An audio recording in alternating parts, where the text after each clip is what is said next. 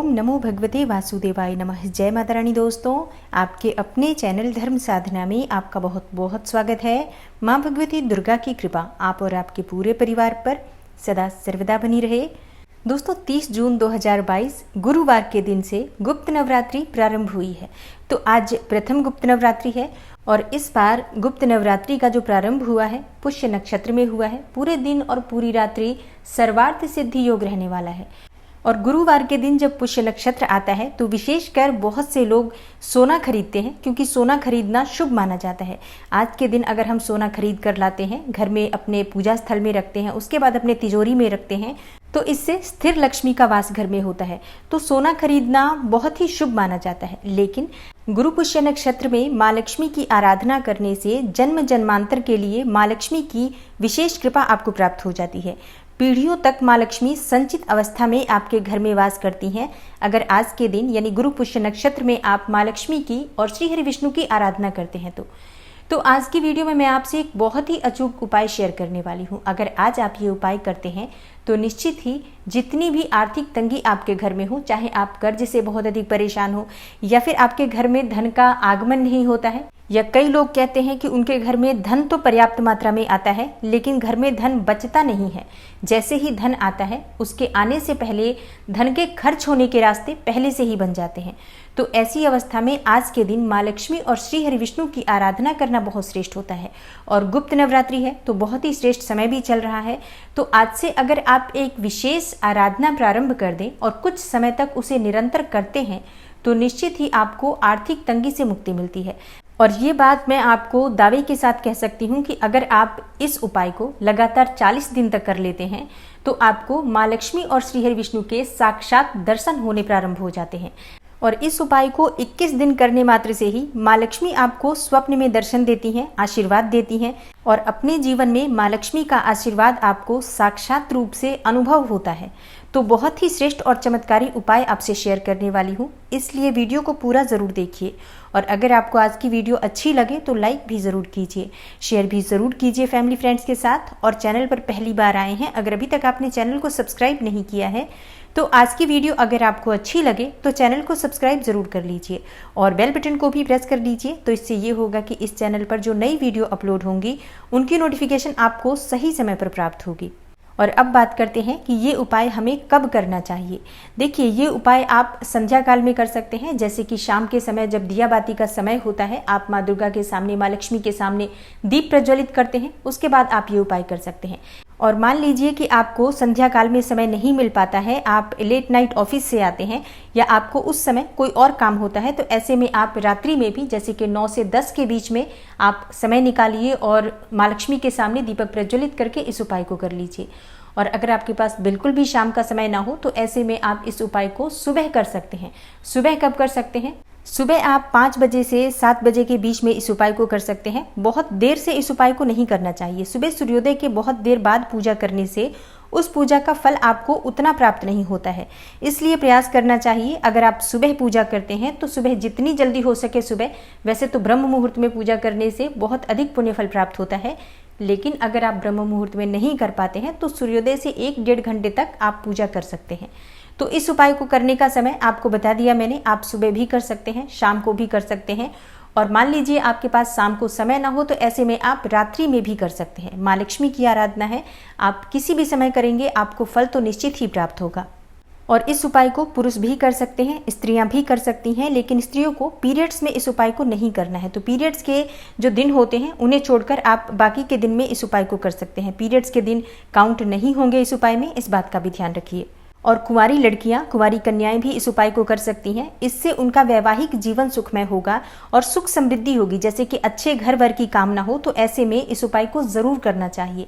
इससे पति तो अच्छा प्राप्त होता ही है, माँ लक्ष्मी की कृपा भी बनी रहती है, तो घर में सुख समृद्धि बनी रहती है और वैवाहिक जीवन सुखमय होता है।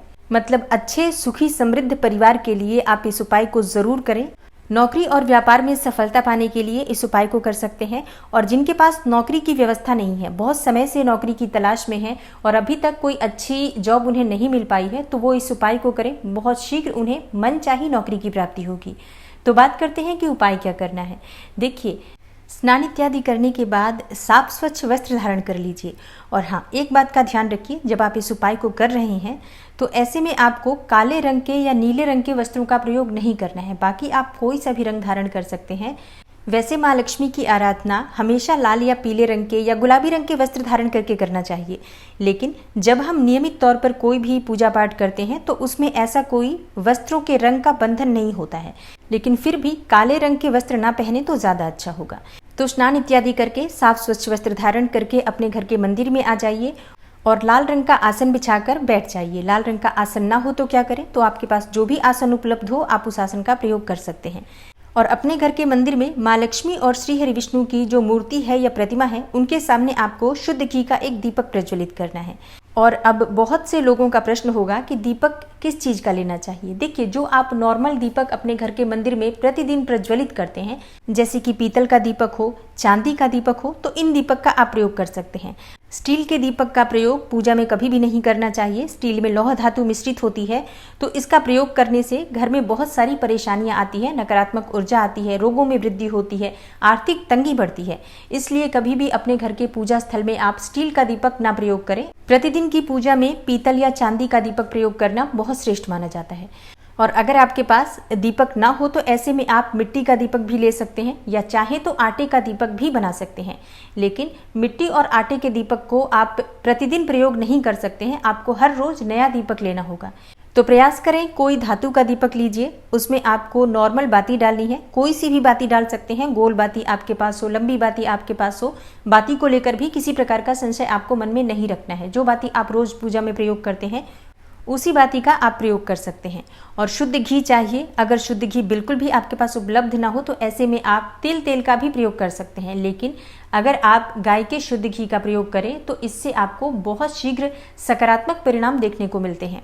और दीप प्रज्वलित करके माँ लक्ष्मी की पंचोपचार आप पूजन कर लीजिए, जैसे कि आप धूप, दीप, नैवेद्य, अक्षत पुष्प इत्यादि ये सभी चीजें माँ को अर्पित कर सकते हैं। अगर आपके पास उपलब्ध हो तो देखिए, अगर आपके पास पुष्प उपलब्ध हो तो आप लाल रंग के पुष्प माँ लक्ष्मी को अर्पित कर सकते हैं, पीले पुष्प भगवान श्री हरि विष्णु को अर्पित कर सकते हैं।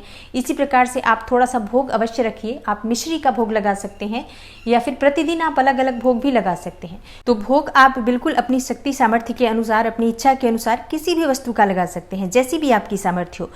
और इसके बाद माँ लक्ष्मी का और श्री हरि विष्णु का अपने मन में ध्यान करते हुए मानसिक रूप से भगवान श्री हरि विष्णु और माँ लक्ष्मी को प्रणाम करके भगवान श्री हरि विष्णु और माँ लक्ष्मी से प्रार्थना करें कि हे श्री हरि विष्णु, हे माँ लक्ष्मी, आप दोनों मेरे घर में स्थायी रूप से निवास करें। आपकी कृपा सदा हमारे ऊपर बनी रहे। हर प्रकार की सुख समृद्धि की मुझे प्राप्ति हो। इस प्रकार से प्रार्थना करने के बाद आप माँ लक्ष्मी और श्री हरि विष्णु के सामने एक बार श्री सूक्त का पाठ कीजिए। उसके बाद विष्णु सहस्त्र नाम का पाठ करें और उसके बाद फिर से आपको श्री सूक्त का पाठ करना है। मतलब विष्णु सहस्त्र नाम के पाठ को आप श्री सूक्त से संपुटित करके पढ़ेंगे। और आप चाहें तो इस पाठ को संस्कृत में पढ़ सकते हैं, या संस्कृत नहीं पढ़ पाते हैं तो ऐसे में आप हिंदी में भी पढ़ सकते हैं। बहुत ही श्रद्धा भाव से, बहुत ही प्रेम पूर्वक आप इस पाठ को करेंगे। बहुत ज़्यादा समय नहीं लगता है इस पाठ को करने में, क्योंकि देखिए श्री सूक्त का जब हम एक बार पाठ करते हैं तो 2.5 से 3 मिनट लगते हैं। तो 2 बार आप श्री सूक्त का पाठ करेंगे, 5 से 6 मिनट में आप श्री सूक्त का पाठ कर लेंगे और 15 से 20 मिनट में आप विष्णु सहस्त्र नाम का पाठ कर लेंगे। तो बहुत ज़्यादा आपको समय लगेगा, तो आधे घंटे का समय लगेगा। और अपने भविष्य को बेहतर बनाने के लिए आप अपने 24 घंटे के समय में से आधे घंटे का समय तो निकाल ही सकते हैं। और विष्णु सहस्त्र नाम और श्री सूक्त का पाठ करने से न सिर्फ आपकी आर्थिक तंगी दूर होगी, बल्कि अगर परिवार में, घर में कलह क्लेश रहता है तो वो भी दूर होगा। दाम्पत्य जीवन में अगर परेशानियां रहती हैं, कलह क्लेश रहता है, पति पत्नी के रिश्ते मधुर नहीं है, तो इस पाठ को करने से आपके पति पत्नी के रिश्ते भी मधुर हो जाते हैं। संतान प्राप्ति में बाधाएं आ रही हैं तो संतान की भी प्राप्ति होती है और उत्तम और योग्य संतान की प्राप्ति होती है। जैसा कि विष्णु सहस्त्र नाम का जो पाठ है उसके बारे में ये वर्णित है शास्त्रों में कि इस पाठ को करने से मन की समस्त कामनाएं पूर्ण होती हैं। तो जो भी आप सोचते हैं सभी इच्छाएं पूर्ण हो जाती हैं विष्णु सहस्त्र नाम का पाठ करने मात्र से। और श्री सूक्त का पाठ करने से माँ लक्ष्मी का स्थायी वास आपके घर में होता है। स्थिर लक्ष्मी, जिसे कि गरुड़ वाहिनी लक्ष्मी कहा जाता है, उनका वास हो जाता है श्री सूक्त का पाठ अगर प्रतिदिन घर में एक बार भी किया जाता है तो। और अब आपका प्रश्न होगा कि इस पाठ को करने के लिए, इस उपाय को करने के लिए नियम क्या होते हैं, किन नियमों का पालन करना होता है। देखिए, इस उपाय को करने के लिए आपको किसी भी प्रकार के नियम बंधन को अपनाने की आवश्यकता नहीं है। जैसे कि अभी तो गुप्त नवरात्रि चल ही रही है, तो इस समय में आप लहसुन प्याज का त्याग कर ही चुके होंगे, ब्रह्मचर्य का भी पालन कर रहे होंगे। लेकिन नवरात्रि बीतने के बाद आपको ना तो अपने खान पान पर किसी सात्विकता की आवश्यकता है और ना ही ब्रह्मचर्य का पालन करना है। बस नियम पूर्वक अपनी दिनचर्या में इसको शामिल कर लीजिए कि आपको प्रतिदिन शाम के समय इस पाठ को करना है या सुबह करना है या जब भी आपको समय मिलता है ये कार्य आपको करना है। देखिए, जब तक आप पूजा पाठ में किसी भी एक नियम को पूरी तरह से अपनी दिनचर्या के रूप में शामिल नहीं करते हैं, जैसे कि आप उस नियम को ऐसे अपना लीजिए कि प्रतिदिन आपको ये कार्य करना है, मतलब करना है।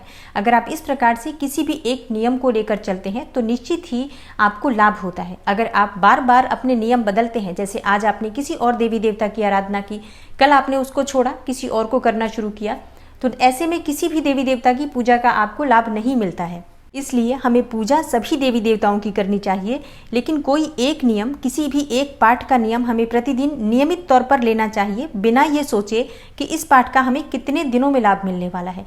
आप प्रतिदिन किसी भी नियम को लेते हैं तो धीरे धीरे आपके जीवन में परिवर्तन होना निश्चित है, इसलिए नियम अपनाइए।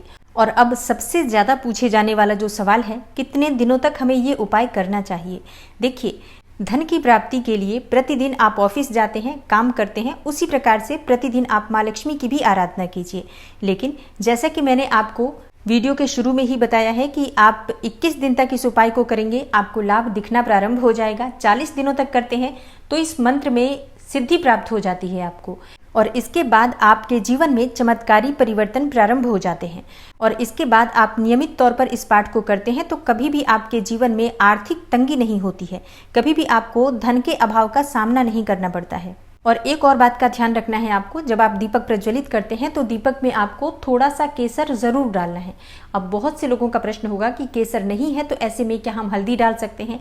देखिए, केसर और हल्दी दोनों के प्रयोग में अंतर होता है। हल्दी सिर्फ बृहस्पति का सूचक है, बृहस्पति का कारक है, तो हल्दी का प्रयोग करने से बृहस्पति ग्रह मजबूत होता है। निश्चित ही इससे भी भाग्य में वृद्धि होती है, धन में वृद्धि होती है, सौभाग्य की प्राप्ति होती है। लेकिन केसर का प्रयोग करने से गुरु और शुक्र दोनों मजबूत होते हैं, इसके साथ ही सूर्य भी मजबूत होता है और मंगल भी मजबूत होता है। इसलिए दीपक में अगर आप केसर का प्रयोग करते हैं तो इससे आपको आर्थिक समृद्धि तो प्राप्त होती ही है, सुखी दाम्पत्य जीवन भी प्राप्त होता है और आत्मबल में वृद्धि होती है, आत्मविश्वास में वृद्धि होती है, समाज में, परिवार में मान प्रतिष्ठा की भी प्राप्ति होती है। तो दीपक में केसर का प्रयोग करें, ज़्यादा अच्छा होगा। लेकिन अगर आपके पास अभी केसर उपलब्ध ना हो तो ऐसे में आप 2 हरी इलायची डालकर और दीपक प्रज्वलित कर सकते हैं। और इसके बाद जब आप केसर लेकर आते हैं तो केसर का प्रयोग दीपक में कीजिए। और अब आपका अगला प्रश्न कि इस उपाय को हमें कब से प्रारंभ करना चाहिए। देखिए, इस उपाय को आप नवरात्रि में किसी भी दिन से प्रारंभ कर सकते हैं। जैसे कि आज गुरुवार है, आप आज से कर सकते हैं, शुक्रवार से कर सकते हैं, या नवरात्रि के 9 दिन हैं, आप 9 दिन में किसी भी दिन से प्रारंभ कर सकते हैं। और नवरात्रि के बाद अगर आप ये वीडियो देखते हैं तो आप गुरुवार या शुक्रवार, इन 2 दिनों में से किसी भी दिन प्रारंभ कर सकते हैं।